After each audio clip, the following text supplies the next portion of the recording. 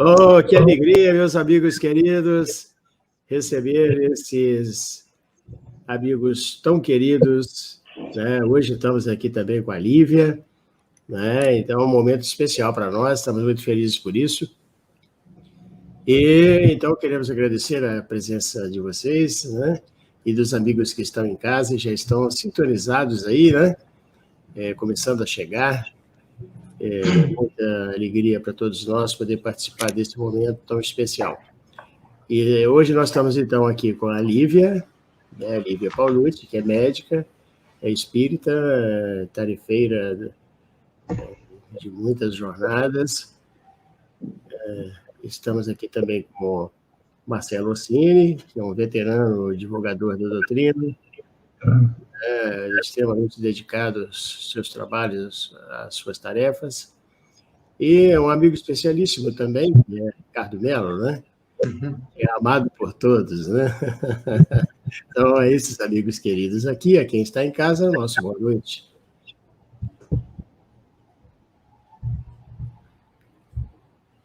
E agora? E agora, boa noite, Ricardo. Já que eu perguntei agora, então vou falar. Isso, que maravilha. Ô, meu amigo Rubatino, boa noite, Marcelo, amigo de longa jornada, Lívia, e a todos vocês que estão em casa, uma alegria muito grande estar aqui, obrigado de novo pelo convite, acho que até dispensa falar, né, do carinho que o nosso coração tem pelo Grupo Sheila, por todas as atividades, né, que o Grupo Sheila traz para todos nós, e o que representa, né, o Grupo Sheila, não só para nós em Minas Gerais, mas eu acredito hoje para o planeta todo, né, tanta seriedade, tantos trabalhos lindos. É uma alegria enorme estar com vocês novamente. Obrigado pela oportunidade. E aí, Lívia, seu boa noite aí. Boa noite, Marcelo. Boa noite, Ricardo, Rubatino. Boa noite a todos que estão acompanhando.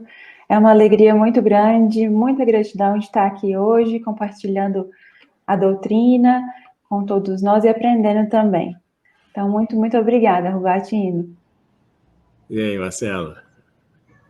Muito obrigado por permitir que a gente esteja aqui. Nós nos sentimos honrados de estarmos participando aqui de mais desse evento no Grupo Sheila, um grupo que nós amamos, admiramos, respeitamos e desejamos aí tudo de bom para os companheiros Lívia, Ricardo, você, Rubatino, que a gente consiga ter uma noite agradável para todos nós. Uma boa noite para todos os nossos espectadores aí pela internet.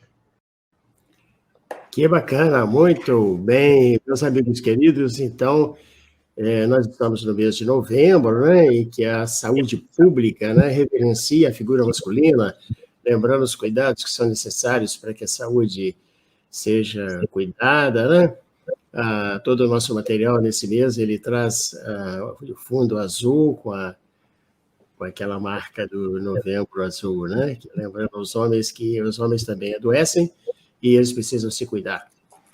E hoje nós estamos aqui para tratar de um tema que é muito bem explorado no Livro dos Espíritos, que é o bem e o mal. É sobre ele que a gente vai fazer a nossa reflexão. E aí, Lívia, olha só que interessante. Um amigo outro dia estava conversando comigo e ele dizia, ele é assim, simpatizante da doutrina, de vez em quando lê alguma coisa, mas ele tem muitas dúvidas, ainda não conseguiu entender exatamente. Então ele me perguntava assim, mas olha só, veja bem, o bem e o mal, né, como é que você me explica isso? Né? Parece, eu só vejo mal, não vejo bem em nada. Né? Se eu ligo a televisão, se eu estou no carro, no rádio, se eu estou entre amigos, é uma impressão muito ruim que eu tenho, né, da vida que levamos. Né? Então, nós estamos trazendo isso aqui para a gente conversar um pouquinho sobre. Né? Perguntaria para você, Lívia, o mal é tão forte assim, ou ele é tão expressivo a ponto de nos atemorizar? Rubatino, depende da forma como a gente enxerga. Realmente, os noticiários, os jornais estão cheios de notícias não tão boas, mas depende muito da forma como a gente enxerga. E a doutrina explica que o nosso caminho é o caminho do bem. Nós somos destinados todos para o bem. E o mal que nós estamos vivenciando nessa vida, nessas encarnações, são algo transitório e não algo permanente. O intuito de Deus ao criar os espíritos é o bem. Então, todos nós caminhamos para o bem supremo. Deus nos criou com o intuito de que a gente tenha a bondade. Porém, como espíritos encarnados, nessa vida a gente enfrenta muitos antagonismos, o bem, o mal, a vida, a morte, a doença, a saúde.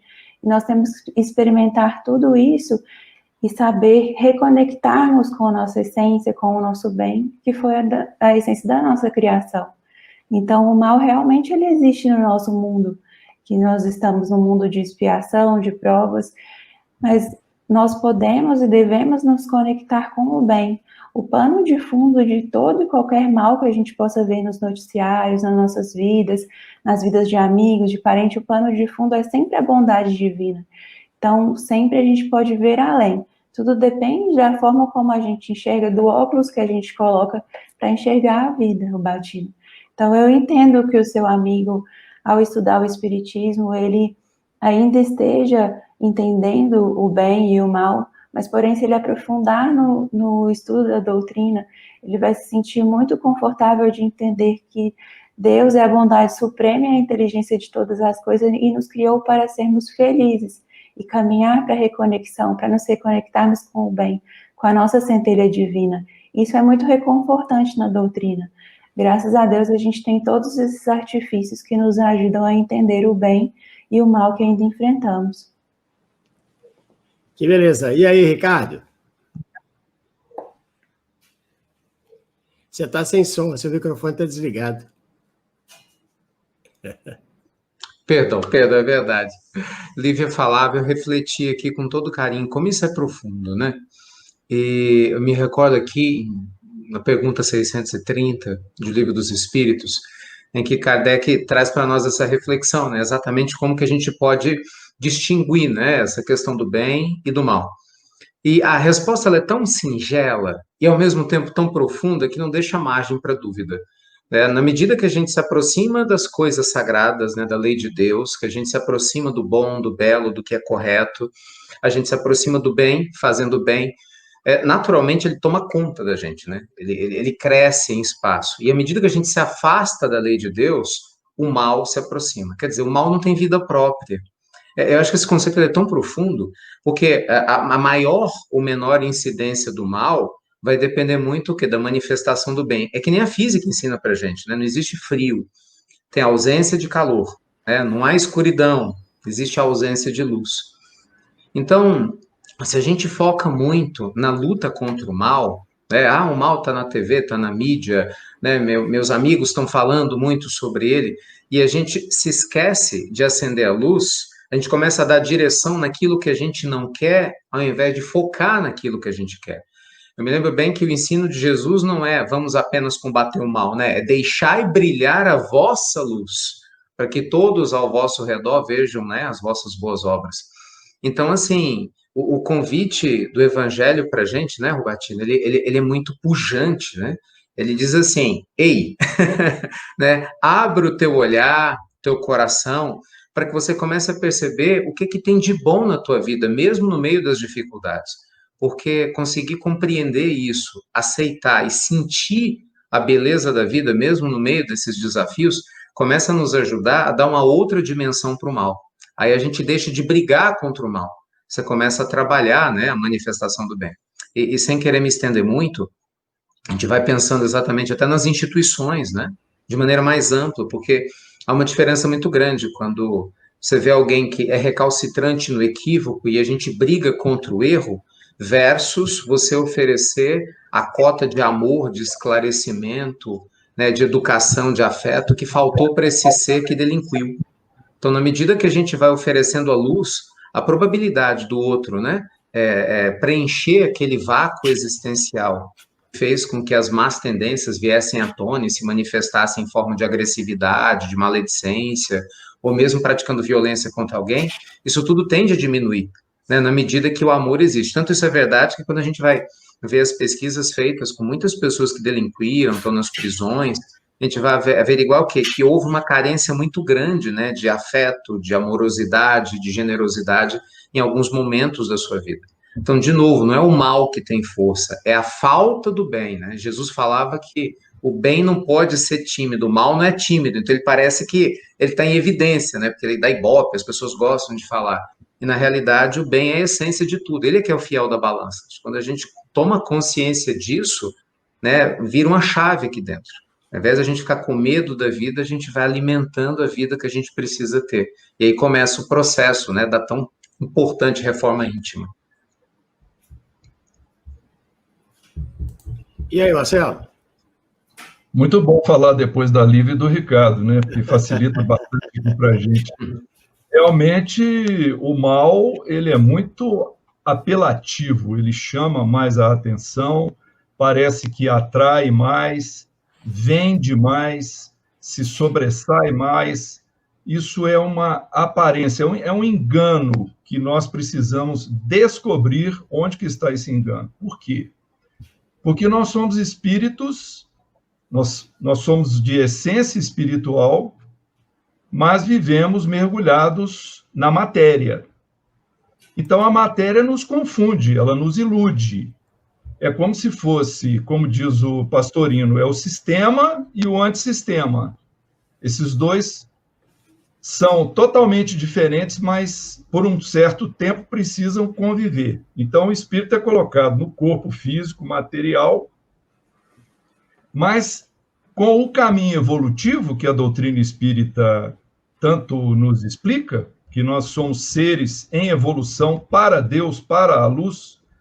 Então, esse caminho evolutivo, ele é justamente aquele que vai nos conduzir para Deus quando nós nos desprendermos do material, desprendermos daquilo que nos prende a esse planeta que, no momento, é um planeta de provas e expiações, é um planeta, vamos dizer, ainda em atraso moral.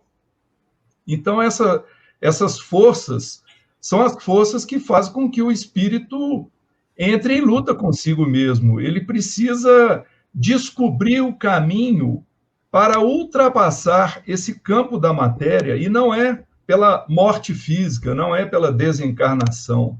O desprendimento é em termos de sentimento, de emoção, de raciocínio. É interessante que o mesmo Pastorino, quando ele analisa a oração do Pai Nosso, ele diz lá da última frase, né, que Jesus colocou no molde perfeito da oração: livra-nos do mal. Então, o Pastorino explica que isso é um apelo que nós fazemos para Deus, para que a gente consiga vencer esse estágio material para alcançarmos o estágio espiritual. Mas por que isso significa que a matéria é o mal? Não, a matéria pode nos induzir ao mal. A matéria pode nos desviar do caminho espiritual que nos conduz para Deus, para a luz. Portanto, é sempre um desafio para nós superarmos essa situação, e mais ainda, para que a gente consiga isso, nós precisamos saber distinguir o bem do mal. E aí entra outro desafio, que é o conhecimento da lei de Deus. Como entender essa lei? Como dizer, já conheço a lei de Deus, porque não basta pegar um livro, pegar um evangelho, um dicionário e falar que eu já sei, porque não é apenas cognitivo, precisa ser vivenciado, precisa ser trabalhado dentro de nós, precisa ser experimentado. Então, o Livro dos Espíritos explica que nós nascemos simples e ignorantes, mas temos o livre-arbítrio. E aí nós vamos escolhendo as estradas, bem e mal, bem e mal. Aí nós vamos interromper a nossa fala agora para permitir que os outros companheiros nos ajudem a desenvolver o raciocínio também, né? É verdade. Que bacana. Olha só, no Livro dos Espíritos, né, há uma abordagem muito interessante, lá na questão de número 634, em que Kardec perguntou aos espíritos alguma coisa muito parecido com essa propositura inicial. Kardec perguntou, por que está o mal na natureza das coisas? Falo do mal moral. Não podia Deus ter criado a humanidade em melhores condições? E aí a resposta nós, aqui da mesa, já sabemos de cor, né? Mas é uma questão que já naquela época incomodava o próprio codificador, né? Claro que talvez a expressão do mal não fosse tão conhecida, porque hoje a mídia nos coloca a par de tudo, né? Em toda parte, quase que ao mesmo tempo. Mas é uma pergunta bastante incisiva do Kardec aos Espíritos, né? E aí ele vai dizer que ele já respondeu isso numa questão anterior, né? Quando ele, lá atrás, alguém perguntou, o Kardec perguntou para ele, né? E ele então disse, o espírito amigo que respondia disse que Deus nos criou simples, ignorantes, propensos ao progresso, né? Então, Ricardo, como é que você prossegue no seu raciocínio iluminado aí? Nada, eu fico sempre assim, pensando nesse grande desafio, sabe, Batino? Que é reconhecer a nossa essência divina no meio de uma herança, né, de uma bagagem espiritual que vem dessa simplicidade, dessa ignorância, e que muitas vezes a gente acabou utilizando mal, né, o nosso livre-arbítrio, nos levando a condutas equivocadas. Só que eu me lembro de uma fala de Emmanuel a Chico, muito linda, por sinal, que o Ramiro Gama traz, né, numa das principais biografias do Chico, em que Emmanuel teria dito certa vez que um diamante ele pode ter ficado sujo, né, no meio do barro durante muito tempo. Mas se alguém pegar esse diamante, sabe, que ele está todo sujo, e jogar um pouquinho de água nele, limpar, ele continua sendo diamante. Né? Ele mostra o brilho dele. Então, o diamante, mesmo sujo, mesmo escondido no barro, ele não deixou de ser diamante. Então, fazendo essa metáfora, né, e essa ponte com a pergunta 634, acho que é a 115 que Kardec tinha abordado anteriormente, nós somos diamantes de Deus, né, em estado bruto. E tomar essa consciência é muito importante, porque senão a gente acaba se confundindo com as atitudes que nós tivemos. E é muito importante trabalhar essa ideia de desidentificação. Porque quando a gente se identifica muito com as escolhas erradas, a gente acaba criando uma generalização psicológica muito perigosa, né? Exemplo, eu cometi uma atitude equivocada com relação a uma pessoa, com relação à condução dos meus filhos, com meu pai e minha mãe. Aí, de repente, eu vou e falo, meu Deus, como eu sou um filho ruim, né? Eu não presto, não devia ter feito isso. Meu Deus, eu não devia ter feito aquilo. Realmente, talvez você não deveria ter feito. Mas isso não significa que o meu equívoco momentâneo em relação a uma questão me defina como um ser eterno que eu sou. E essa mistura que gera culpa, que gera, né, um peso muito grande, com que muitos de nós se sintam meio que perdidos e se desconecte do seu eu sagrado. Uma das passagens mais lindas, meus amigos, assim, que sempre me toca quando eu leio, quando eu ouço algum orador falando, que eu acho ela muito linda do Evangelho, dentre todas, né? Todas as passagens são lindas, mas quando Jesus, ele tá lá, quietinho lá na praia, e levam a mulher adúltera para ele. E tá todo mundo ali esperando, né? Ah, Jesus, agora eu pego ele, né? O que Jesus vai falar? Ele vai falar para não apedrejar, né? E aí vai contra a lei de Moisés, ou não vai falar para apedrejar, então ele vai o quê? Né? Fazer com que a mulher seja apedrejada? E Jesus tem, né? Todo mundo sabe a história, olha para a mulher, para todo mundo e fala, né? Aquele que não tiver pecado, que atire a primeira pedra. E aí depois a Amélia Rodrigues complementa, né? Toda essa linda história no depois.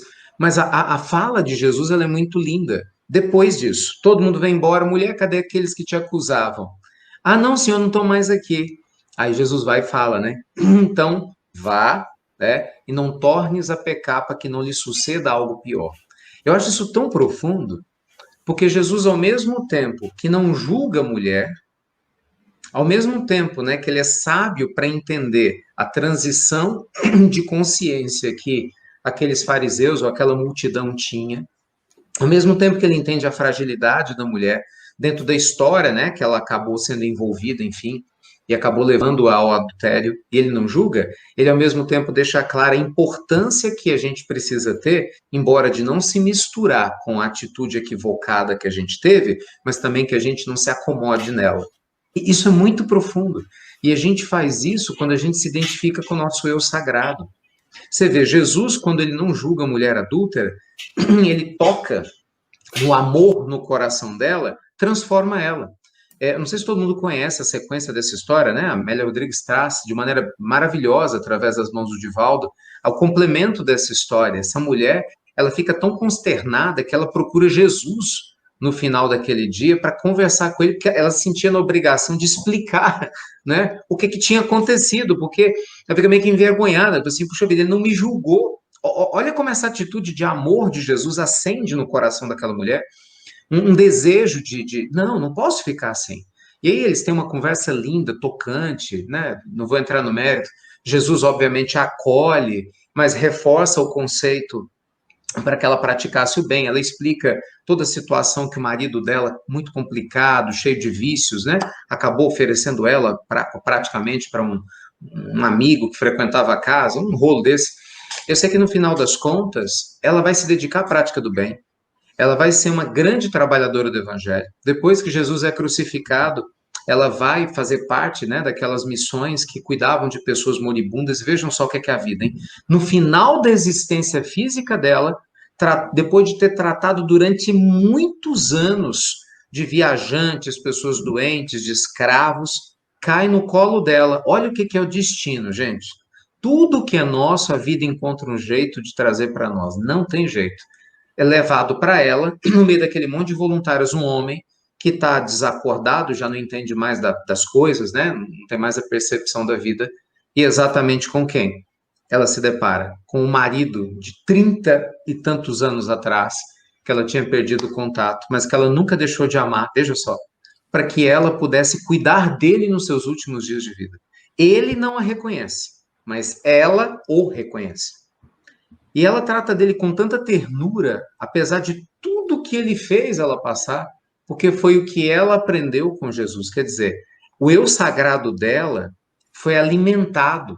Então, por mais que ela tivesse uma bagagem de dor, de perseguição, de autoestima, quando Jesus alimenta luz dentro dela, acende algo que estava lá esperando ser acesa. Então, assim, a sensação que eu tenho, com perdão aqui de me alongar na resposta, na fala, é que o evangelho faz isso com a gente, sabe? Ele acende dentro da gente uma parte de nós que nem a gente acredita que tem, né? Você fala, não tenho mais essa luz, eu não dou conta de vencer meus problemas, quem sou eu? E não, nós somos luz, não é o Cristo que fala, vós sois deuses? E aí a gente volta na fala inicial.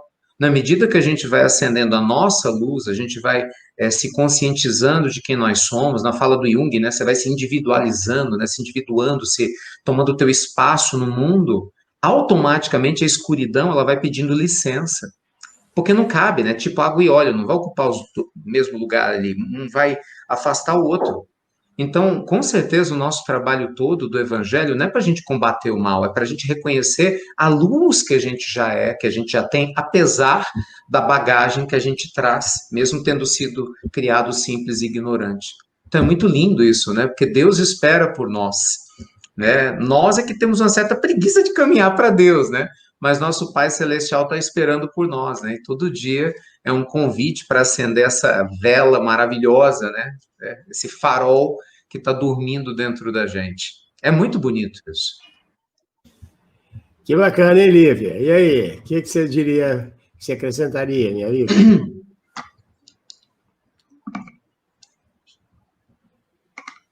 Você está com o som desligado, Lívia.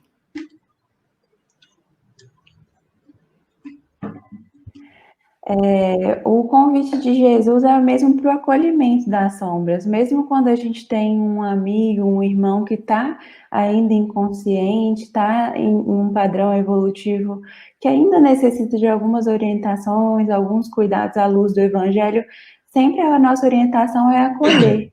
Então, se a gente acolhe um irmão nas reuniões mediúnicas, nas casas espíritas, nos atendimentos fraternos, no SOS Prece, por que não acolher a nós mesmos, as nossas sombras do passado? E por isso que Deus nos dá a cada reencarnação o esquecimento do nosso passado. Então, a cada nova encarnação é possível que a gente se melhore. E é importante a gente lembrar que, nesse momento, nós somos a nossa melhor versão.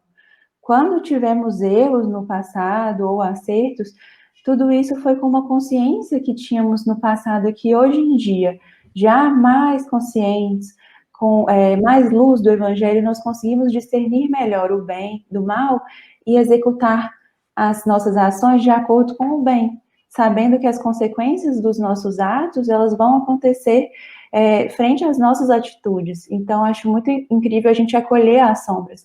Eu me lembro também da passagem de Paulo e Estevão, em que Jesus aparece e aquela luz de Jesus cega Paulo. Então, parece que tudo a gente precisa ter muitos olhos para poder enxergar que o bem está dentro de nós, a gente precisa só acender esse bem. Jesus não perguntou o que tinha sido passado de Paulo, já que ele se dizia um inimigo de Jesus e dos cristãos, mas ele viu nele uma chama, uma fagulha de bem, e uma virtude no futuro. Então, a gente tem que ver as coisas não com o imediatismo de uma ação e reação, mas com a longevidade do futuro, da imortalidade da alma. Porque se a gente vê a vida apenas no momento atual, muitas vezes nós vamos pensar que está acontecendo uma injustiça. E não, a justiça divina, ela é infalível, ela não falha. Então, se a gente for pensar na imortalidade da alma, todas as atitudes, as nossas ações, elas vão ter uma consequência, e talvez as dores que nós estamos passando agora seja a redenção de algo que a gente precisa melhorar. Então, eu acredito que acolher as sombras, tanto de nós mesmos, quanto dos nossos irmãos que estão em caminhada, é mais importante do que tentar combater o mal. É importante a gente não dar vazão para o mal, não falar do mal, tentar manter bons pensamentos, boas palavras, que isso vai virar um costume na nossa vida, até que a gente vai dissolver esse mal dentro da gente. É como se fosse uma saturação, ali uma água cheia de sal. Quando a gente coloca só o bem dentro da gente, o mal ele perde a força. E assim é também com os nossos amigos de caminhada. Que a gente possa ter tolerância para a caminhada evolutiva de cada um de nós. E lembrar que não existe espírito estagnado. Todos nós estamos caminhando em prol do bem, em prol da reconexão à casa do Pai. Então, tenhamos paciência conosco, com o nosso passado e também com os nossos amigos de jornada, né? Nossa, que raciocínio interessante. Muito bacana. E aí, Marcelo? Novamente fica fácil, né? Ouvir o Ricardo via Lívia, mas nós estávamos aqui pensando, Batino, quando você mencionou a questão 634, né, do Livro dos Espíritos, eu queria voltar um pouco na questão 621, porque ela nos ajuda a caminhar nesse assunto, né? Onde está escrita a lei de Deus? Na consciência. Apesar de que a lei de Deus está escrita na consciência, nós não a conhecemos em sua plenitude ainda. Nós precisamos trabalhar isso em nós. E tanto o Ricardo usou a expressão eu sagrado, e a Lívia, da outra vez que ela falou anterior, ela citou a centelha divina. Ou seja, são componentes do nosso ser espiritual, da nossa mônada espiritual. Então, nós temos, até como proposta de dois autores excelentes, o Berto Roden fala do eu divino e fala do ego, a luta dos dois. E o Pastorino, Carlos Torres Pastorino, ele fala da individualidade, que corresponderia ao eu divino, e da personagem ou personalidade, que corresponderia ao ego. Ou seja, a nossa essência divina contém a lei de Deus, mas a nossa personalidade, que está sendo desenvolvida pelas experiências na Terra, ela ainda não consegue manifestar essa pureza espiritual. Os nossos interesses no campo material, no campo das paixões, eles nos desviam da lei de Deus, que é a pureza absoluta, é a ética absoluta, é a moral absoluta. E com isso, nós vamos, muitas vezes, até inconscientemente, caminhando pela estrada do bem, pela estrada do mal, perdão. Mas essa mesma questão citada pelo Rubattino, a 634, ela fala da necessidade de nós ganharmos experiência em sua resposta. Ou seja, é preciso, às vezes, passar pelo mal para conhecer o bem. Mas quando nós manifestamos o bem, o amor e tudo isso que reflete a lei de Deus, aí nós vamos realmente dando mostras de um aprendizado. Eu me lembrei aqui, enquanto os companheiros estavam falando, de uma citação de Jesus a Pedro, que ficou registrada em Mateus, no capítulo 16, versículo 17, quando ele diz assim: bem-aventurado és tu, Simão Barjonas, porque não te revelou a carne e o sangue, mas meu Pai que está nos céus. Isso foi quando Pedro disse para Jesus, né? Tu és o Cristo, filho do Deus vivo. Então, Pedro era um homem temperamental, ele era explosivo, ele era emotivo, ele tinha todas essas imperfeições que nós temos também, claro. Mas Jesus observa nessa passagem que quem revelou para Pedro que ele era o Cristo não foi a carne nem o sangue, ou seja, não foi a personalidade Pedro, não foi o Pedro com as imperfeições morais, mas foi o Espírito, a centelha divina, o eu sagrado, como disse o Ricardo, o nosso eu divino, ou seja, aquele momento em que nós manifestamos Deus por nosso intermédio, e aí nós conseguimos divisar e enxergar a beleza da lei, a beleza do Cristo. Então, por isso, todos nós temos esse potencial, concluindo, para que a gente consiga divisar e alcançar o bem, mas precisamos trabalhar a diferença de um e de outro em nós mesmos, em primeiro lugar. Porque se nós não conseguimos separar um do outro, nós vamos ficar sempre caminhando coniventes com a falta do bem, que vai ser exatamente o mal. É um assunto extremamente interessante de se refletir. E você que está em casa e gostaria de depois, com calma, né, na sua residência, no seu lazer, você fazer uma leitura complementar, essa temática está sendo colocada por nós nesse momento, mas ela está constante de livros importantes na doutrina, né? Que em qualquer livraria espírita você consegue adquirir. Vamos mostrar uma delas aí, a nossa área técnica vai colocar no ar aí. O bem e o mal. A moral é a regra de bem proceder, isto é, de distinguir o bem do mal. Funda-se na observância da lei de Deus. O homem procede bem quando tudo faz pelo bem de todos, porque então cumpre a lei de Deus. O bem é tudo que é conforme a lei de Deus. O mal, tudo o que lhe é contrário. Assim, fazer o bem é proceder de acordo com a lei de Deus. Fazer o mal é infringi-la. Livro dos Espíritos, parte 3ª, das Leis Morais, capítulo 1, da lei divina ou natural.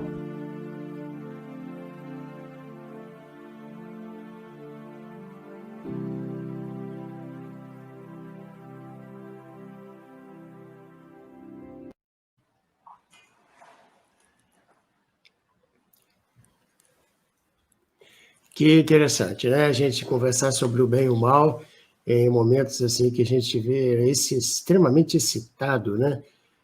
Se você pega um jornal, né? Hoje em dia a gente usa mais o jornal eletrônico, né? Que chega ao nosso computador, em vez de adquiri-lo na banca, ou se você liga a televisão, ou se você está no carro e está ouvindo o rádio, sempre há uma notícia relacionada com o dia a dia em que se contempla o quadro negro, né? Pior. É muito interessante isso que a gente está conversando aqui, que nós aqui precisamos mudar o foco dessas observações, né, Ricardo? Fazer com que elas se direcionem para um outro patamar, não é mesmo? Eu vejo muito isso, sabe, meu amigo, nessa questão da pandemia, né? Trazendo um pouco essa reflexão para esse momento todo de transição planetária que a gente está passando e tudo que a pandemia representa. Eu me lembro, quando criança ainda, né, muito inseguro, muito instável, né, nas buscas típicas de criança, eu tinha, assim, uma ansiedade muito grande. E eu me lembro quando meu pai me ensinou a orar o Pai Nosso. Eu tinha 4 anos, mais ou menos. Meu pai vivia viajando muito, então a minha insegurança aumentava ainda mais. E ele falava, não, meu filho, você reza o Pai Nosso, porque nos momentos de dificuldade, né, você vai sentir Deus perto de você. Eu não tinha muita maturidade, claro, tinha 4 anos, mas eu guardei aquilo. E aí eu aprendi a rezar o Pai Nosso e o Santo Anjo. Tinha a oração do Santo Anjo, né? O Santo Anjo do Senhor, meu zeloso guardador, e tinha um quadrinho do Santo Anjo, eu ia dormir. E aí eu rezava o Santo Anjo e rezava o Pai Nosso. Por que eu estou contando isso?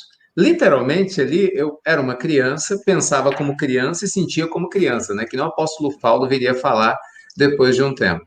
Mas mesmo sendo uma criança, eu consegui entender que quando eu rezava o Pai Nosso, de alguma forma toda a escuridão que estava na minha mente de criança sumia. Porque eu não sabia explicar por quê, não tinha a menor ideia do porquê daquilo, não sabia que o Pai Nosso Jesus tinha ensinado. Na época eu não sabia de nada disso. Eu só sabia que se eu rezasse o Pai Nosso me fazia bem. Por que que eu sabia disso? Por experiência. Aí isso ficou. Então, assim, eu fico imaginando que o momento de desafios que a gente passa, nem sempre a gente vê com clareza tudo que está ao nosso redor, né? Os porquês da vida.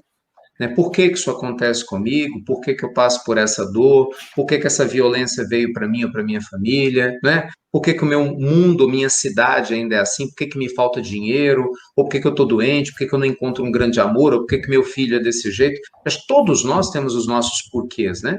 Uns porquês grandes, uns médios, uns pequenos, mas todos nós, independente do patamar evolutivo que a gente tenha, nós temos os nossos porquês.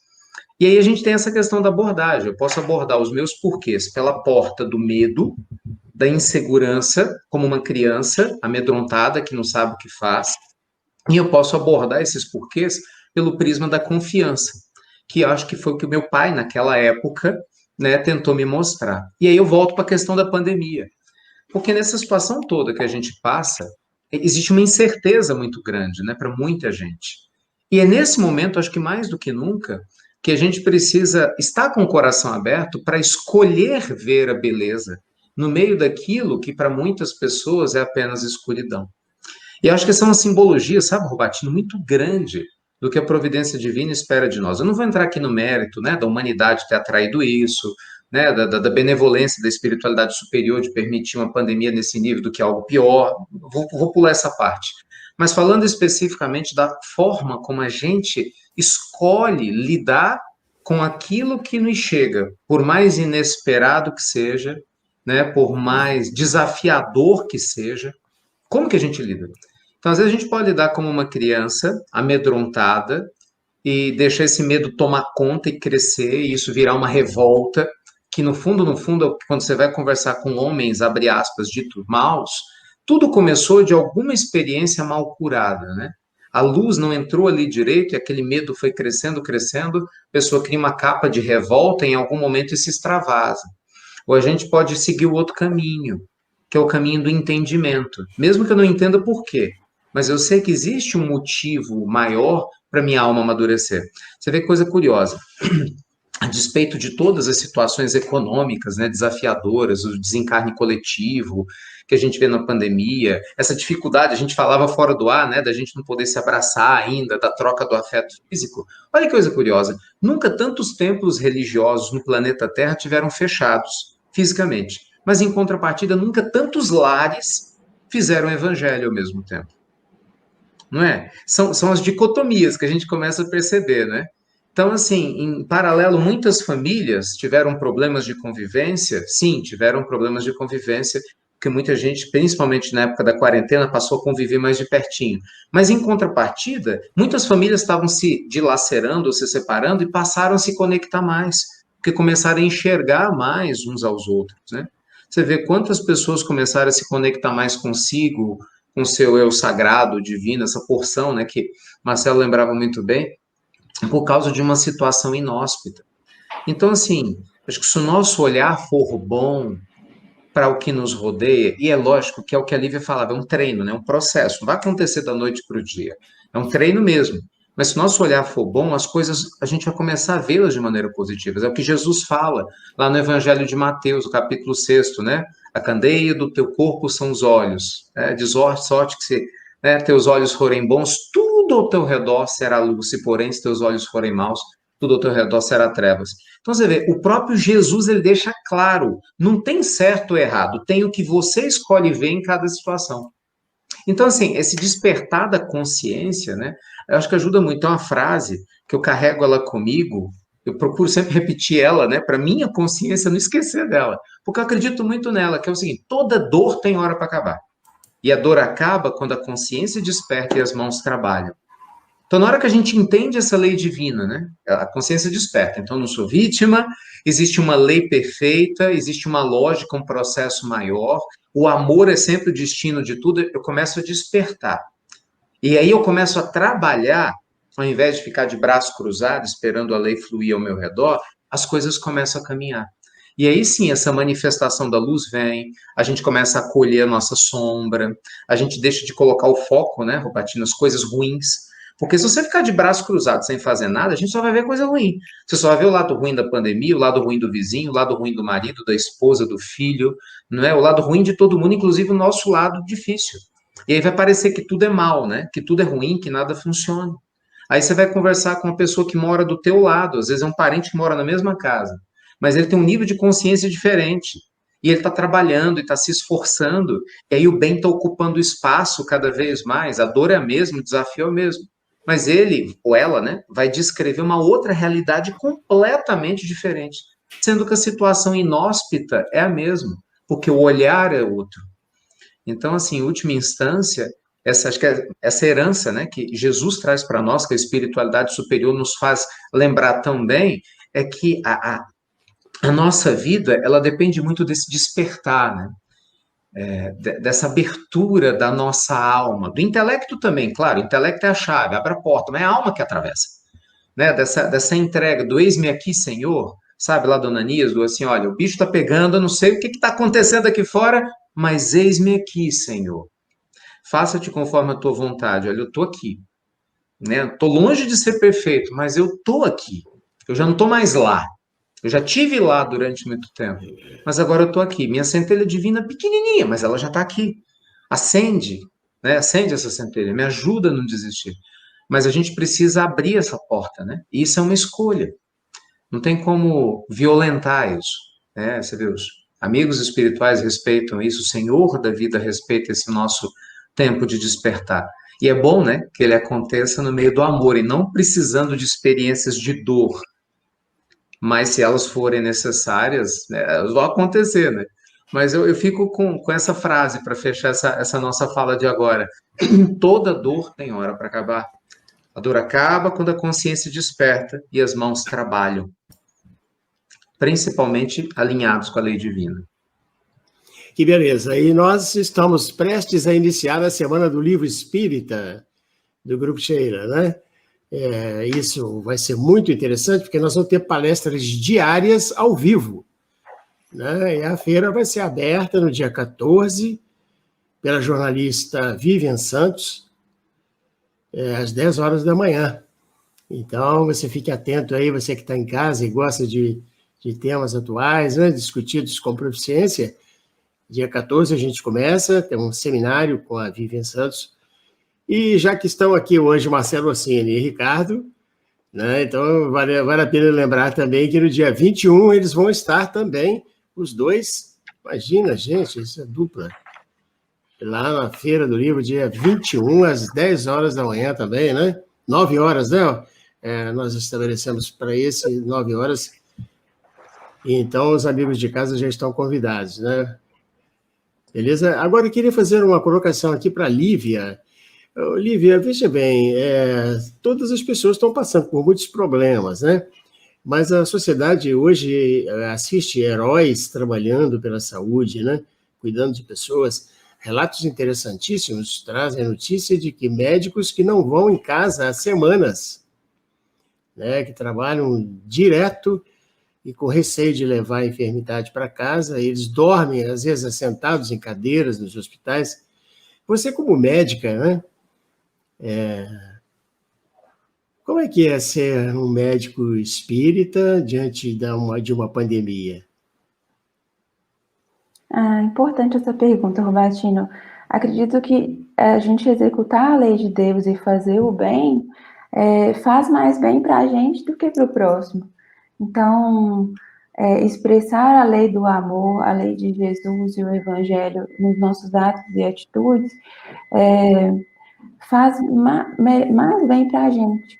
Então, acredito que as boas ações, a atuação no bem, no Evangelho, é uma terapêutica que a espiritualidade nos dá diariamente para podermos nos sentir úteis, nos sentir que podemos ajudar o próximo. Muitas vezes, nem sempre podemos ali retirar aquela dor do processo que o nosso irmão está passando, porque, como o Ricardo disse, a finalidade, muitas vezes, da dor é uma finalidade de refinamento do espírito, de retirar essa couraça do egoísmo, da vaidade, do orgulho e nos encontrarmos com a nossa essência mais pura. Então, muitas vezes, a gente vai ver as pessoas em processos de sofrimento, em processos de autoburilamento, e nós vamos disponibilizar todo o nosso coração, toda a nossa boa vontade, de que essa pessoa passe por esse processo da melhor forma possível. Porque nós sabemos que as dores, as doenças, as enfermidades, elas vêm no campo físico, muitas vezes, para nos ajudar a evoluir, a enxergar as coisas de uma outra maneira. Então, tendo sempre essa consciência em mente, vendo sempre no irmão que nós estamos atendendo, ver Deus em cada um dos nossos irmãos é muito importante. E lembrar que nós todos somos filhos de um mesmo Criador, nós todos somos essência divina. Independente do grau de evolução dos espíritos, a gente sabe que nenhuma ovelha vai ficar desgarrada. Então, nós precisamos pensar no coletivo. Se eu quiser o bem só para mim, se eu quiser a prosperidade, a felicidade só para mim e os meus irmãos estiverem em sofrimento, eu não vou ter a felicidade genuína, a felicidade verdadeira. Então, a felicidade verdadeira, ela existe uma vez que a gente atua no bem de todos os nossos irmãos, e não só no nosso bem próprio, dos nossos familiares. Então, é justamente a máxima maior do Evangelho. Amai a Deus sobre todas as coisas e ao seu próximo como a si mesmo. Então, nós devemos olhar para cada indivíduo que nos bate à porta solicitando uma ajuda, uma palavra amiga, nós devemos ver neles também um potencial divino e pensar sempre nesse coletivo. Então, o pano de fundo de toda a nossa atuação, sendo médica ou em qualquer outra profissão, é o amor. O pano de fundo é sempre o amor. E se a gente colocar o Evangelho de Jesus e o amor à frente das nossas atitudes, nós temos os exemplos suficientes e necessários para atuarmos. Então, acredito que o nosso livre-arbítrio, associado com a nossa centelha, o nosso eu mais puro, a gente pode atuar dia após dia no bem. E isso faz bem mais para a gente do que para qualquer outra pessoa, né, Rubatinho? Que bacana. Marcelo, e o conferencista, né, ele se torna uma figura conhecida, muito procurada às vezes, né? Há aqueles que gostam do estilo do expositor e procuram assistir suas palestras. Você, como conferencista, tem aconselhado muitas pessoas nesse momento de dificuldade? Como é que tem sido a sua rotina? Meu amigo Rubatino, quem sou eu para aconselhar alguém, né? Todos nós aqui estamos aprendendo, tentando entender essa lei aí. Realmente, há várias formas da gente tentar praticar o bem, é importante que a gente, pelo menos, tente. E cada um tem a sua maneira de fazer o seu recurso, né? O Ricardo Melo é um orador excelente, ele é uma pessoa, um magnetizador, ele atrai, né, a atenção, ele comunica muito bem a mensagem do Evangelho, ele tem o estilo dele de trabalhar, né, a forma de divulgar o ensinamento do Cristo. Você, Rubatino, tem uma outra forma de fazê-lo, a Lívia vai ter uma outra forma, e eu tenho a minha forma, que não é melhor nem pior, né, do que a de outro colega. É a maneira que a gente tem, o recurso, né? É a parábola dos talentos, o talento que cada um recebeu e estamos tentando multiplicá-lo. Essa que é a verdade. Mas é importante o seguinte, você tocou num ponto relevante. O que a gente está fazendo para poder ajudar? Ainda mais no momento onde nós estamos muito dentro de casa, seja pela idade, né, o grupo de risco pela idade, ou por ser portador dessa ou daquela enfermidade, ou às vezes uma constrição física que implica maior risco de você se associar a essa doença, esse vírus. Então, nós temos que tentar trabalhar com os recursos que a gente tem. Eu tenho procurado, particularmente, já que você me perguntou, caminhar nessa direção de estudar o Evangelho, fazer as palestras através de lives, às vezes gravar um vídeo em casa.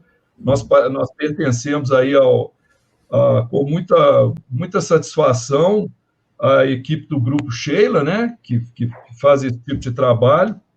E com relação ao bem e o mal, né, que é o tema do estudo nosso, nós precisamos ainda dizer que o bem ele vai ter maior mérito quanto maior for a dificuldade de praticá-lo, né, como está dito pelos Espíritos no nosso livro que iniciou a doutrina, o Livro dos Espíritos. Ou seja, é mencionado, inclusive, o exemplo do óbolo da viúva, aquela senhora que fez uma mendiga paupérrima, que faz uma doação no templo de uma moedinha que não tinha praticamente valor nenhum, e enquanto todos viam aquele gesto por um sarcasmo, né, que tipo o gesto inútil que ela está fazendo, Jesus ensinava. Ela fez mais que todos, porque ela deu tudo o que tinha.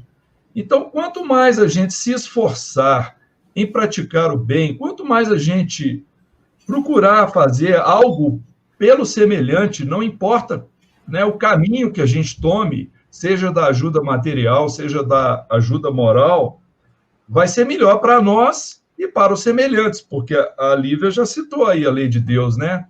Amar a Deus, amar o próximo, amar a si mesmo, tudo em equivalência. Então, é importante que a gente entenda que é preciso que a gente se prepare no amor a si mesmo para conseguir atingir o próximo, e ao atingir o próximo com benefício, nós estamos realmente compreendendo do que se trata o amor a Deus.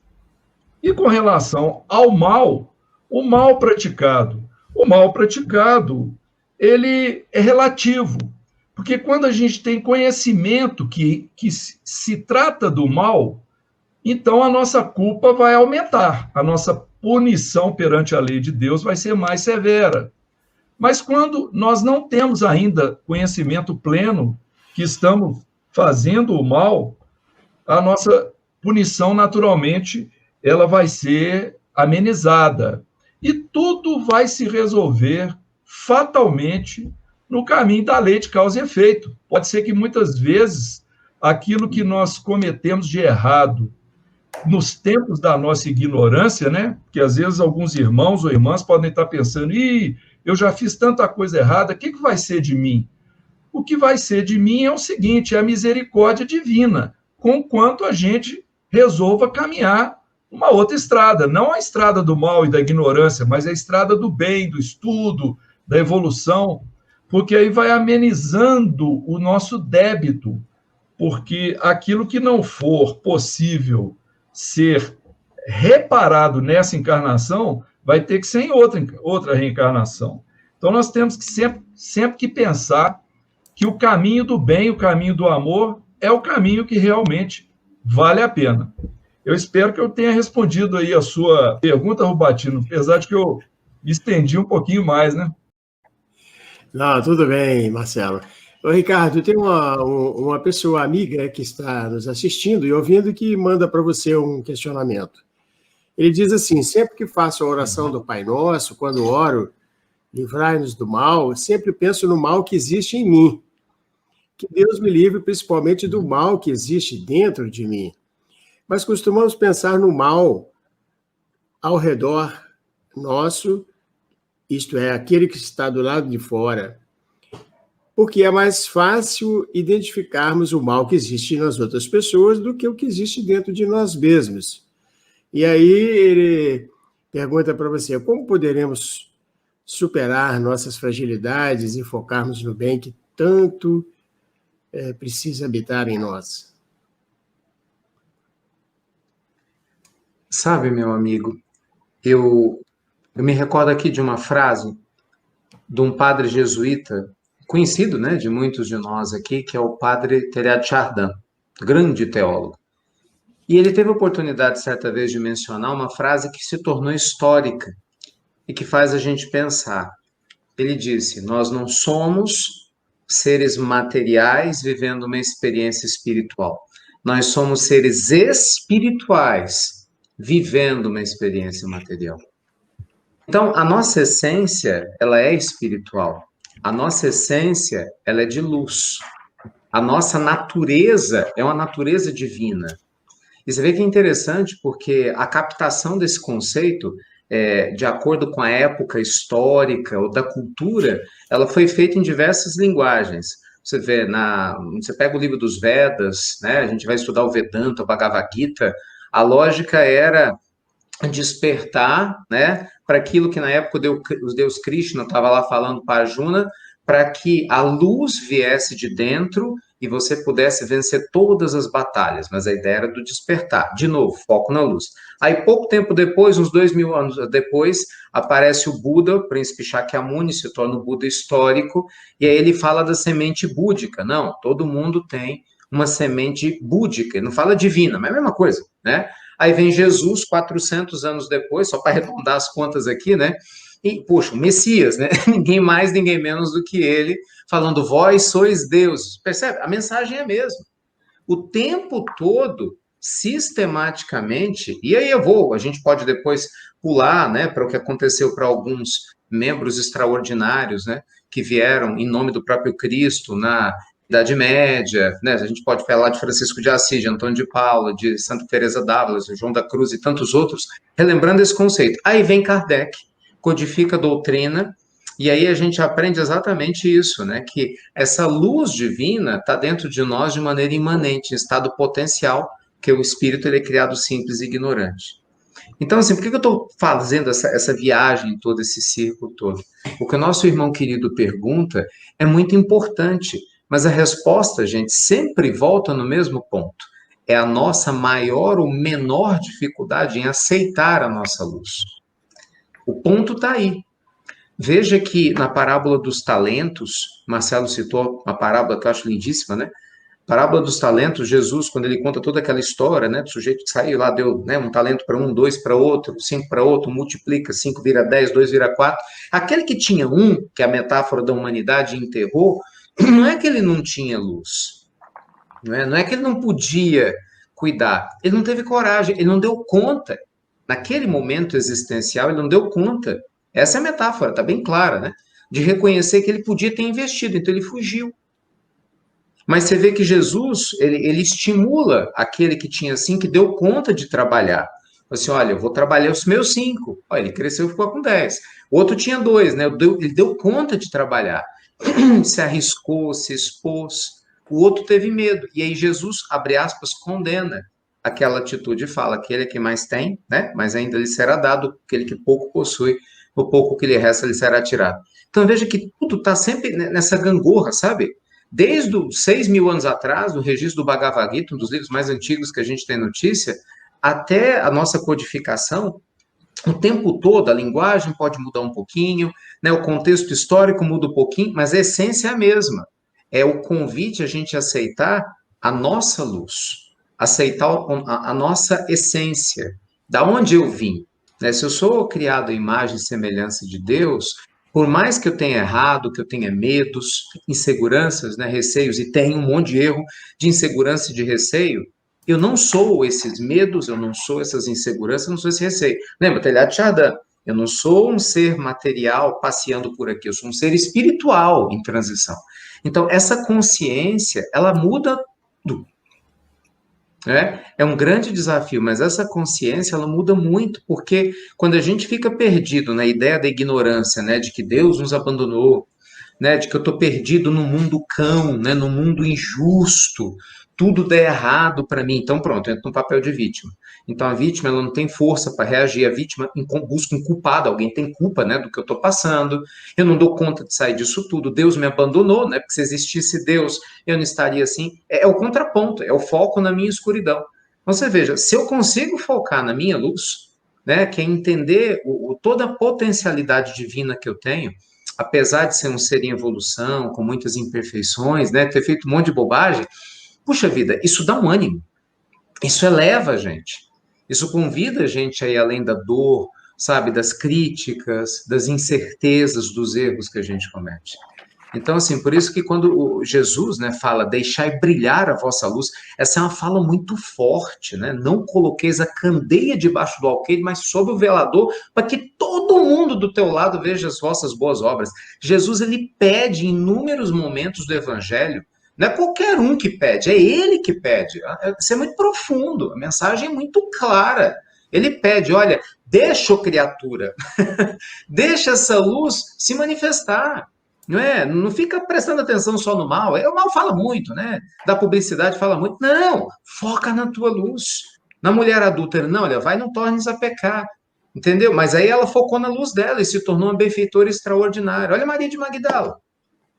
O que Jesus fez com Maria? Acolheu ela. Soprou a brasa do amor nela, uma luz gigantesca.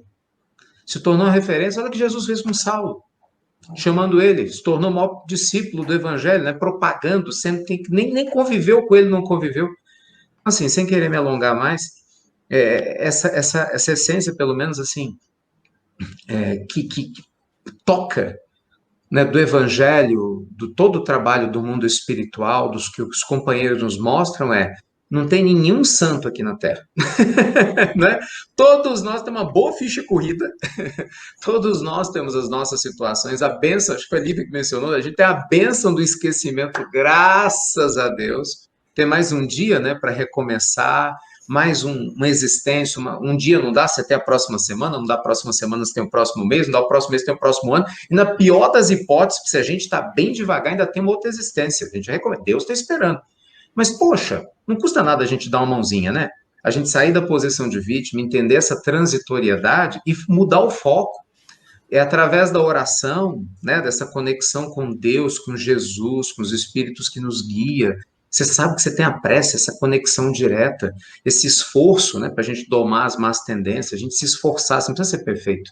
Então a gente vai melhorando, nem que seja um tiquinho de cada vez. Só que esse pouquinho, como a gente fala aqui em Minas, né, um tiquinho de nada, um tiquinho se soma um outro tiquinho, que se soma um outro tiquinho, de repente você tem um ticão, né? Você tem uma coisa grande. Então, assim, vamos fazer o que nos cabe. Né? Começar a fala de Francisco de Assis, né? Comece fazendo o que é possível. Depois de um tempo, você vai fazer além do que você imaginava. E um dia você vai acordar fazendo o impossível. Mas você só vai acordar fazendo o impossível porque você começou fazendo o que era possível. Então vamos fazer, gente, o que é possível para cuidar desse coração que Deus nos deu, porque naturalmente o resto vem. Olha só. Olívia, então, essa abordagem é muito rica, né? Você pensar que muitas vezes nós não enxergamos as nossas próprias impropriedades, né? Mas as do nosso semelhante ficam mais evidentes, mais fáceis de ser identificadas, né? Isso é uma característica que nos dificulta situar com correção no cenário da vida, não é? Aquela incapacidade de olhar para dentro e ver-se como somos, né? Sim, com certeza, Rubatino. Olhar para as nossas sombras, acolher as nossas sombras é dolorido. A gente saber que somos espíritos encarnados que temos um passado que atualmente nós não nos orgulhamos disso e tudo bem. O Ricardo fala com tanta leveza sobre isso e eu acredito que o auto-perdão, o auto-amor realmente é a cura de todos os males. Independente do que tivermos feito, das nossas sombras, das nossas más tendências, sempre há uma oportunidade de recomeçar. A gente não tem noção do quanto uma prece, uma oração é tão importante. do quanto é tão poderosa uma sintonia no bem. Nós somos seres vibracionais, nós podemos nos conectar com o bem, como podemos conectar com a ausência do bem. Então, por que não? Veio um pensamento ruim, eu estou me diminuindo, estou com baixa autoestima, vamos mudar esse pensamento. Vamos pensar, olha, eu estou aqui, eu estou fiel ao bem, eu estou a cada dia dando um passo. Posso dar um passo, 2, e daqui a pouco cair novamente, porque nós estamos sendo o tempo inteiro testados. Mas uma vez que a gente passa das provas, que a gente adquire essas virtudes, a gente passa dessa prova, a gente não vai precisar passar dela mais. Então, a resistência ao mal, a resistência às nossas más tendências é muito importante, mas o acolhimento também. Lembrar que nós fizemos algo que não foi bom ao próximo, mas que hoje em dia nós temos a consciência de fazer diferente, que hoje nós temos a possibilidade de agir de uma outra forma. E isso, o amor, o auto-amor, o auto-perdão, vai nos levar ao caminho do bem. Se ficarmos nos culpando pelo passado, pelos nossos atos, nós ficamos paralisados naquele mal. E Deus quer que a gente seja feliz. E a felicidade, ela está junto com a paz e com o bem. Então, sejamos também, tenhamos compaixão conosco, com os nossos erros do passado, com as nossas imperfeições, e sempre tentando melhorar. É como olhar para dentro é dolorido, mas é necessário fazer essa higienização, essa faxina interna, para que a gente consiga persistir no bem e para que o bem seja uma essência de nós.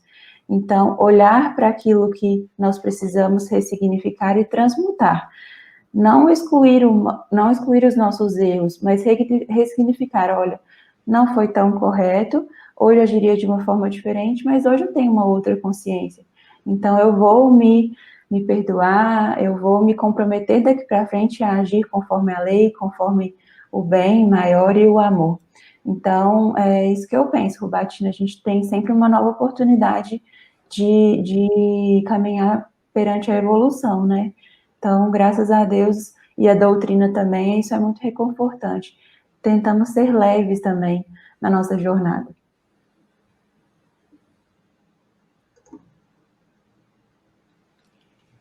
É realmente uma noite de profundas reflexões, né?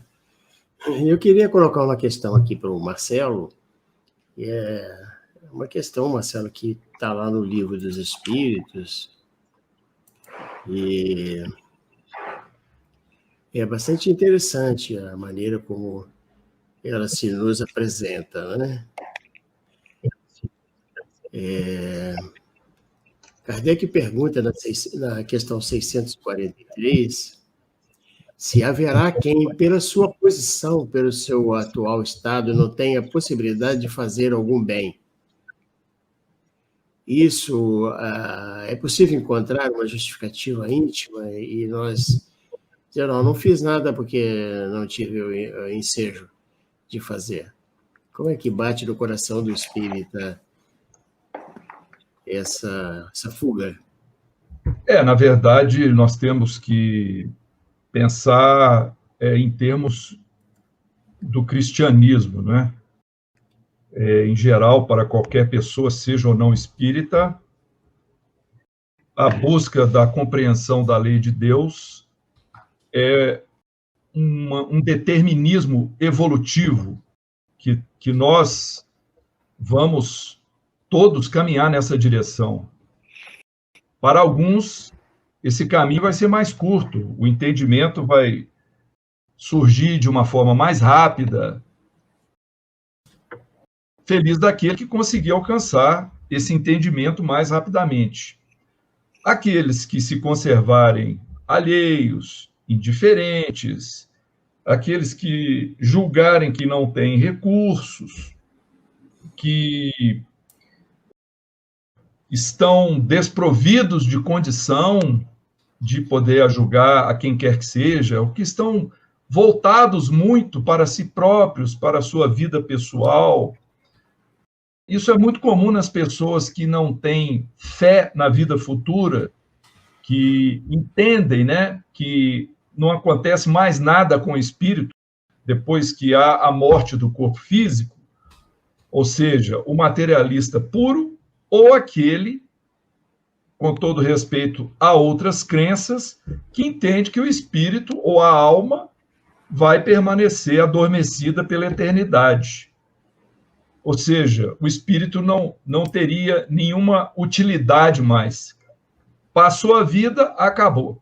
Então, na verdade, como eu mencionei, o Ricardo tocou no assunto, eu vou tocar de novo. A parábola dos talentos, Jesus nos traz exatamente a ideia de que nós, quando reencarnamos, nós recebemos determinados recursos e são muito diferentes uns dos outros. Uns recebem mais, outros menos, mas são igualmente importantes. Eu sempre me questionei, eu que trabalhei numa empresa grande aqui de Belo Horizonte, uma estatal muito grande, eu sempre questionava o seguinte, eu ficava vendo aqueles colegas, aqueles companheiros de terno, gravata, usando todo aquele linguajar do ambiente empresarial, e às vezes entrava no ambiente um faxineiro, uma pessoa simples, ia lá, pegava o lixo de um, de outro, recolhia, e eu estava admirado com o que eu andava aprendendo da doutrina espírita nos meus primeiros anos. Eu falava assim, existe pelo espiritismo a possibilidade de que esse irmão que entrou aí, vamos dizer assim, com uma roupa muito simples para poder fazer uma faxina, ele seja um espírito muito mais evoluído do que qualquer um de nós aqui que estamos usando terno, gravata, etc. Então, isso, por que essa fala? Porque o que importa é justamente o nosso íntimo, aquilo que nós somos em termos da nossa essência espiritual. É a ela que nós devemos concentrar as nossas atenções. Então, quando nós buscamos o entendimento da coisa, né? Quando nós buscamos saída para os nossos problemas, como foi mencionado aí a questão de olhar para si próprio, ver o mal em si próprio, ver o mal no outro, o olhar voltado para si mesmo, ele é o mais importante. O Berto Roden, ele fala que só aquele que é bom consegue praticar o bem. Ou seja, nós temos que nos transformar para alcançarmos a condição de realizar ao nosso redor alguma coisa útil, realmente.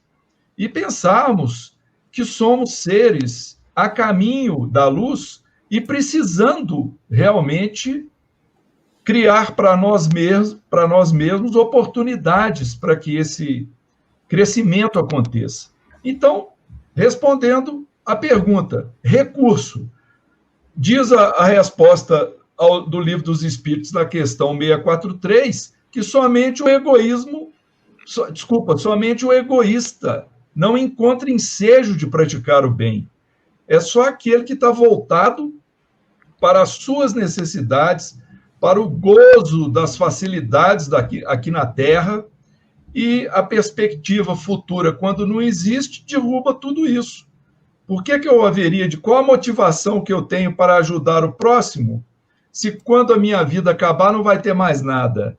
Eu tenho que aproveitar aqui esse mundo cheio de delícias, de gozos materiais, porque depois nada mais acontecerá.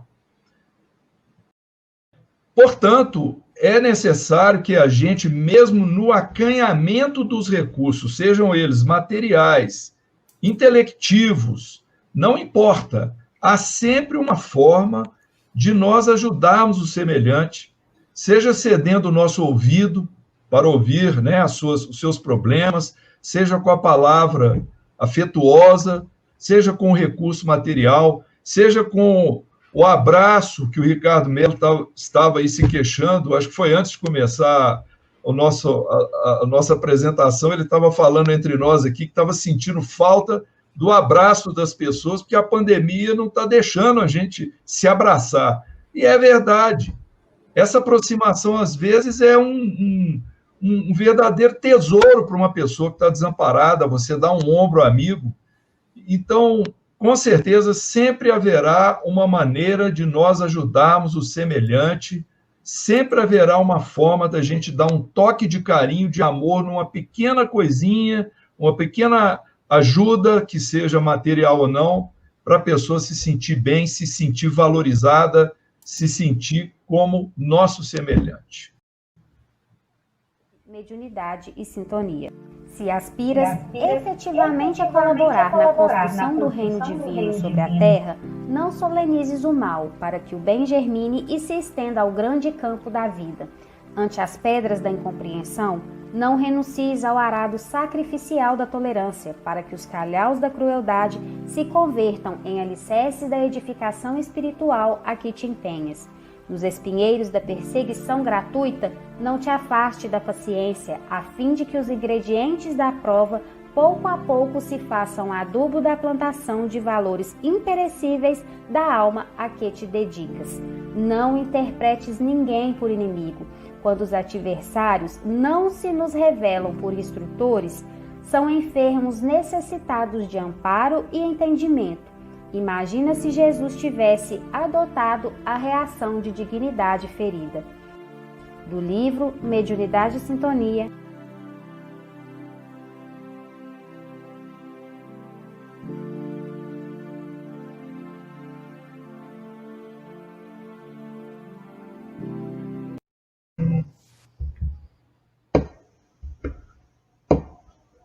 É interessante, a literatura é um bálsamo, né?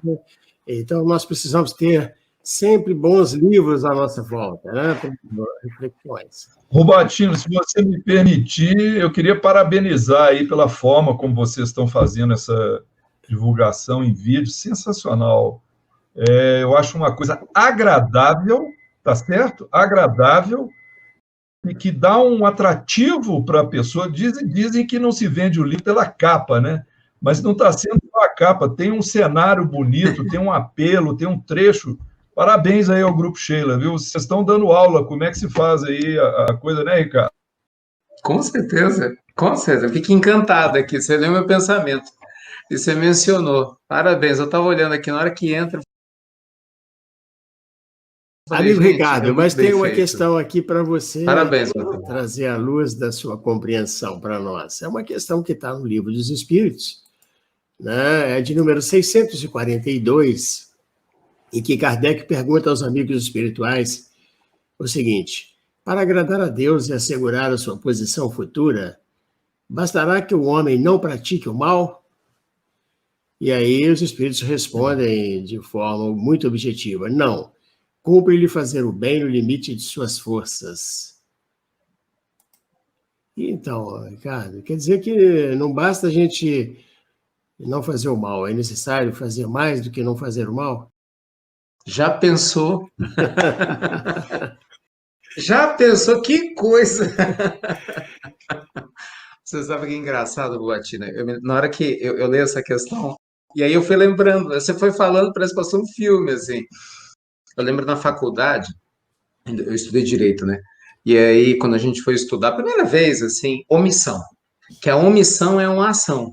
E eu me lembro, cabeça de menino, tinha 17 para 18 anos, então demorou para entrar na minha cabeça. Omissão é uma ação, mas eu não fiz nada, né? Como que eu fiz?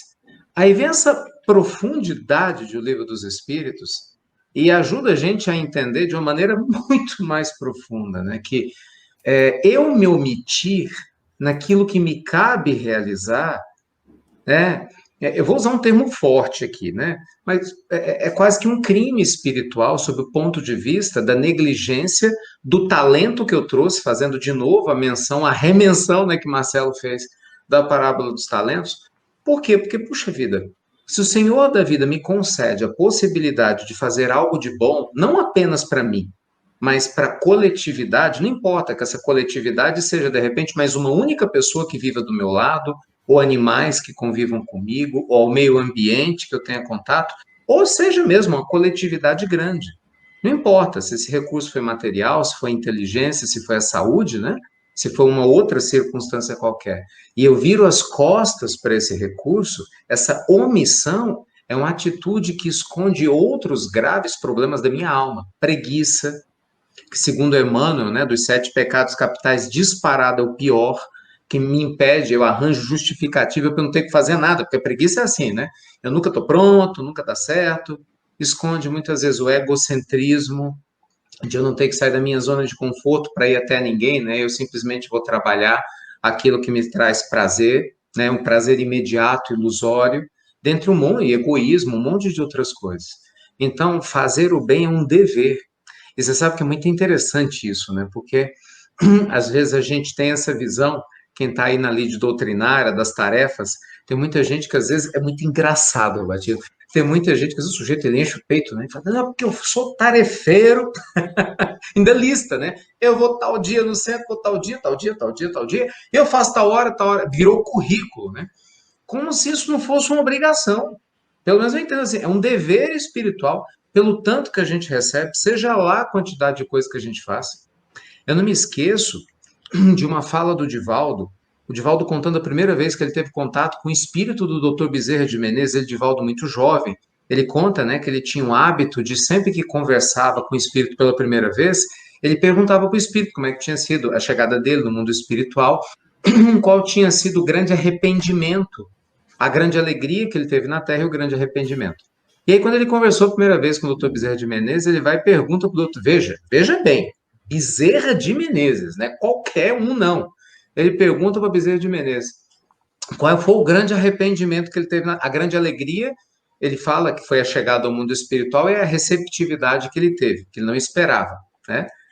E o grande arrependimento é que ele não fez todo o bem que ele podia ter feito.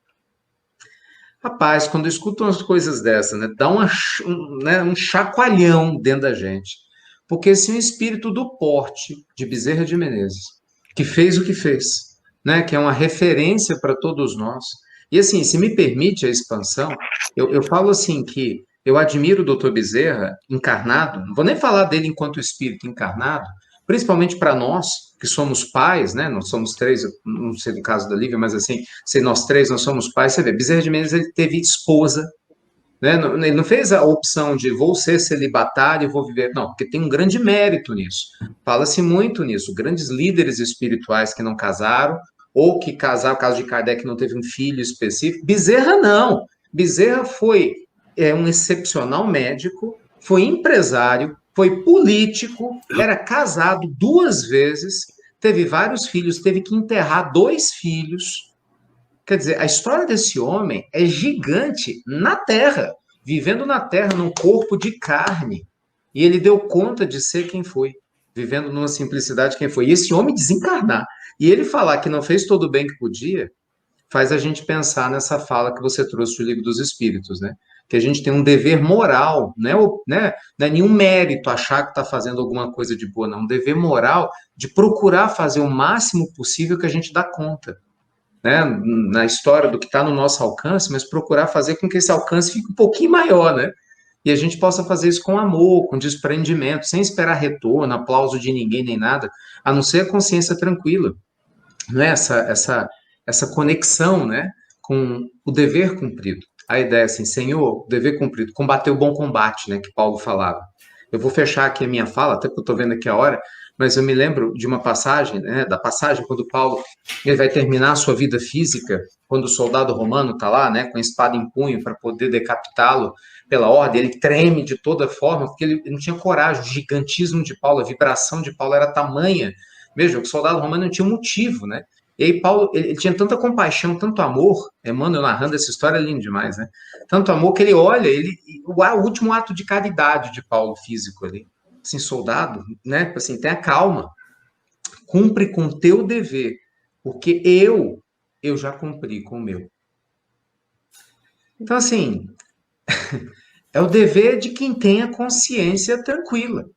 E não dá para ter a consciência tranquila se a gente fica na zona de conforto, acomodado, né, como o sujeito que recebeu uma moedinha, enterra esse talento e deixa de se lançar para a vida, de trabalhar, né, de se esforçar para tentar servir na medida do possível do que a gente dá conta. Então, não basta, né, se omitir, a gente tem que agir, sem dúvida nenhuma, sem dúvida nenhuma. E como nós estamos chegando muito próximos aí ao final da nossa live, né, que passou muito rapidamente, um minuto para cada um desses amigos queridos que aqui estão, né, para fazer comentários alusivos ao tema, né, começando ali pela Lívia, né? Bastino, eu estou encantada com o Ricardo, com o Marcelo. Eu estou muito feliz de ter participado, aprendi muito hoje. Acho que várias frases do Ricardo, do Marcelo foram para mim. E é isso, estamos juntos na jornada, no caminho, uns ajudando os outros. Agradeço muito ao Grupo Sheila pela oportunidade de sempre podermos conversar sobre o Evangelho. Agradeço a você também, Rubatini. Desejo a todos uma boa noite. Desejo que Jesus, em sua infinita bondade, abençoe todos os lares aqui presentes também. E só gratidão, Rubatini. Obrigada. E aí, Marcelo? Eu acho que o objetivo nosso, né, o objetivo da doutrina espírita é esclarecer pelo conhecimento e consolar pelos seus princípios. E é o que nós todos tentamos fazer aqui. Eu também quero agradecer de coração a oportunidade que o Grupo Sheila cria para nós, expositores, e para o público em geral, naturalmente. Um prazer ter conhecido a Lívia, que eu não tinha tido a oportunidade ainda de conversar com ela, né? Ainda bem que aqui a gente não precisa chamar ela de doutora Lívia, mas nós sabemos que ela é doutora em Espiritismo. E um abração aí para o Ricardo, que estava se queixando que ninguém abraça ele. Então, Ricardo, se sinta abraçado aqui pelo seu amigo Marcelo, tá bom? E aí, Ricardo? Oh, meu amigo, eu fico aqui, toda vez, né, no final, eu fico assim pensando, meu Deus, o que que eu vou falar? Porque, sério, foge as palavras, assim. Eu fico numa gratidão tão grande, Rubatino, você sabe disso, mas tão grande. Eu agradeço tanto a Deus essas oportunidades, para mim, para minha alma, entendeu? Sedenta, necessitada. Eu sinto tão grato pela oportunidade dessas trocas, ao Grupo Sheila, aos amigos. Você, sem comentários, um amigo de longa data, né? Nossa convivência, a história, a gratidão que eu tenho a ti ultrapassa, né? Todo, inclusive o trabalho do Grupo Sheila, que é extraordinário. Marcelo, de longa data, eu assim vejo o Marcelo como um grande precursor de muitas coisas que a gente faz aqui. Eu, quando gravo as pílulas, faço as lives, nem sei se, Marcelo, eu tive a oportunidade de te falar isso, mas é sério, com todo carinho.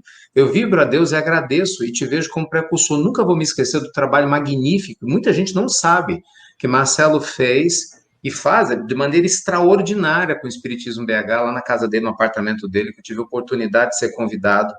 Numa época que a internet não era o que é hoje, né? Você não tinha as redes sociais com o alcance que tem hoje, a visão de estrutura que ele levou para o grupo do Glacos, né? A organização e essa disseminação. Então, eu juro, poder estar aqui, eu me sinto tão honrado, né? E aí eu ouço a Lívia, essa doçura, eu vejo nos comentários do pessoal aqui, Lívia, você deu um passo em todo mundo com a sua voz, entendeu? Então, assim, muito obrigado, do fundo do coração, sem rasgação de seda, porque gratidão acho que é algo que a gente tem que ter, tem que expor. Então, muito obrigado de verdade, né? Eu acho que é isso, né? Quando a gente está junto, a gente vai fomentando, né, o que tem de melhor uns nos outros, isso é tão gostoso e faz a gente realmente sentir esse calor de Jesus, né, junto da gente. Então, obrigado a vocês, pessoal que acompanhou, Paulo Henrique, né, que está aí nos bastidores, tornando tudo isso possível, não vamos esquecer dele. Obrigado por tudo. Que beleza. Então, nós, ao encerrarmos, né, essa jornada juntos, a nossa gratidão a todos que estão em casa, que nos ouviram, né, estiveram conosco aí, escrevendo para a gente, né? E também aos amigos queridos que estão aqui nessa mesa redonda, né? A todos uma noite excelente e até a semana que vem. Assim seja. Muita paz para todos.